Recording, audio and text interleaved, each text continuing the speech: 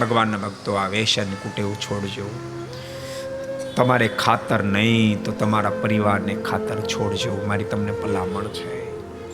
આજ ભક્તો, ભારતમાં કેન્સરના દર્દીઓ જેટલા મૃત્યુ પામે છે એટલા કોઈમાં મૃત્યુ પામતા નથી.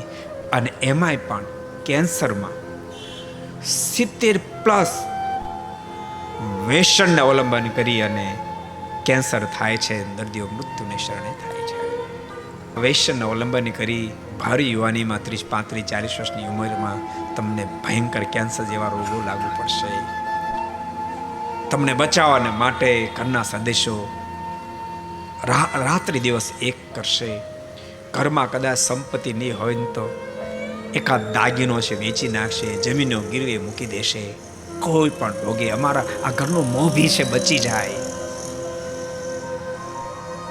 પણ તેમ છતાંય છેવટે એમાં સફળતા જ્યારે નહીં મળે ને તો યાદ રાખજો, વિચારજો ક્યારેક તમે તો વિદાય લેશો, પણ તમારા 5, 7 વર્ષના બાળકો બિચારા બાપ વિનાના થઈ જશે. બાપ વિનાના સંતાને જિંદગી કેમ પાર ઉતારવી એ બહુ કઠિન છે.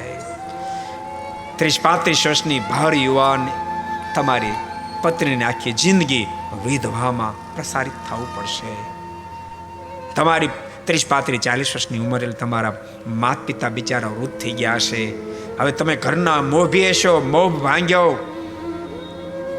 વૃદ્ધ અવસ્થામાં એને બિચારા કોઈકનું વૈતરું કરવા જવું પડશે. એવું જિંદગીમાં ક્યારેય ન માનો કે મારાથી આ ન છૂટે.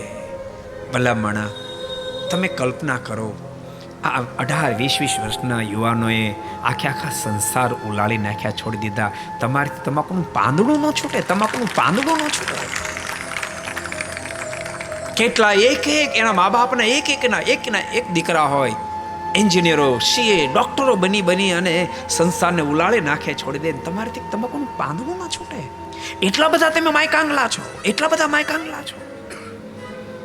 ક્યારેક વિચાર કરશો, બહુ જથ્થાબંધ શક્તિની સાથે ઠાકોરજી આપણને માણસ બનાવ્યા છે. થોમસ આલ્વા એડિશન એમ કહે છે કે ઠાકોરજીએ જીવાત્માને જે શક્તિ આપી એમાંથી માત્ર 1% શક્તિનો ઉપયોગ માણસ કરે છે. 99% શક્તિ વેડફી નાખે છે. આઈન્સ્ટાઈન એમ લખે છે કે આ ધરતી પર જેટલા મહાપુરુષો થયા, મોટા મહાપુરુષ થયા, એ પણ પરમાત્માની આપેલી 12% શક્તિનો જ ઉપયોગ કરી શક્યા. 88% શક્તિ તો એની પડી રહી. આટલી તાકાતની સાથે ઠાકોરજી આપણને માણસ બનાવ્યા છે. અને આપણે સાવ માયખાંગલા બનીને જિંદગી જીવી રહ્યા છીએ, સાવ મનના ગુલામ બનીને જિંદગી જીવી રહ્યા છીએ. તમે કલ્પના કરો, દુનિયામાં કોઈ તમારું આટલું ઘસાતો બોલે તમે સહન ન કરી શકો. હું કોઈનું ન સાંભળું, હું કોઈથી દબાવ નહીં. આવી મોટી વટની વાતો કરનારા તમે એ ભૂલી ગયા છો કે તમે તમારા મનના ભયંકર ગુલામ બની ચૂક્યા છો. તમને ગુટકા યાદ આવે અને તમે રહી ન શકો, તમને સિગારેટ યાદ આવે તમે રહી ન શકો. આવી સભા ચાલતી હોય અને છોડીને બહાર જઈને તમે માવાને છોડી આવો. કેટલા બધા તમે ગુલામ બની ગયા છો. શું હવે તમે વટની વાતો બહાર કરો? શું તમે વટની વાતો કરો? હું કોઈથી ન દબાવ. અરે તારા મને તને દબાવે ને ક્યાં વાત? કચડી નાખ્યો, તને ખબર નથી, તું કચડાઈ ગયો છો. અને કોઈથી ન દબાવી વાતો વટની કરે છે.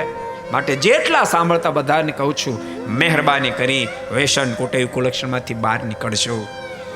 તમારે ખાતર નહીં તો તમારા પરિવારને ખાતર બહાર निकलજો. को पसंद आया हो तो लाइक करें और शेयर करना मत भूलिए.